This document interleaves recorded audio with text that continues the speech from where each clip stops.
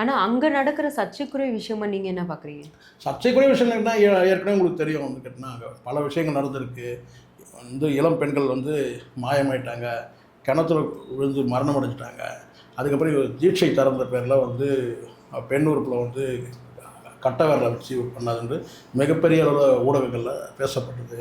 அதை கடந்து கேட்டால் வந்து இன்றைக்கி வந்து தனி மயானத்தை வச்சுருக்கிறாரு. பலர் வந்து எண்ணிக்கையில் வந்து பலர் காணாமல் போகிறாங்க அப்படின்னு நிறைய விஷயங்கள். ஸோ இதெல்லாம் வந்து அவருக்கு வந்து ஒரு நெகட்டிவ் ஒரு இமேஜ் கிரியேட் பண்ணும்போது கேட்டால் அவரை எதன் மூலமாக சரி கட்ட முடியும்? இப்போ அரசியல் தலைவர்கள் வரமாட்டாங்க நிச்சயமாக. அப்போது ஆக்டர் அண்ட் ஆக்ட்ரஸ் வரணும். ஆக்டர்கள் கூட மறுக்கிறதுக்கான வாய்ப்பும் இருக்குது அங்கே. அப்போது ஆக்ட்ரஸுக்கு வந்து நிறைய பேர் வரதுக்கான வாய்ப்பு இருக்குது. என்ன பண்ண போகிறீங்க? இவங்களெல்லாம் கூப்பிடுறதுக்கு ஒரு ஏஜென்ட்டு, இவங்களெல்லாம் வர வைக்கிறதுக்கு ஒரு ஏஜென்ட்டு, அவங்களுக்கு ரேட் பேசுறதுக்கு ஒரு ஏஜென்ட்டு. எத்தனை நாட்கள் ஸ்டே பண்ணுற மாதிரி? எனக்கு தெரியும் போன தடவைலாம் வந்து கேட்டால் வாரக்கணக்கில் தான் வந்து அங்கே தங்கியிருக்கிறாங்க, வாரக்கணக்கில்.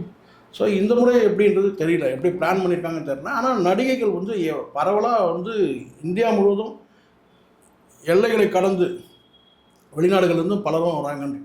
ஆனால் அரசியல் தலைவர்கள் யாரும் வரமாட்டாங்க, பிரச்சனையாகும்னு சொல்லிட்டு ஆளும் தரப்பு, குறிப்பாக வந்து ஆளும் தரப்பு வந்து யாரும் வரமாட்டாங்க.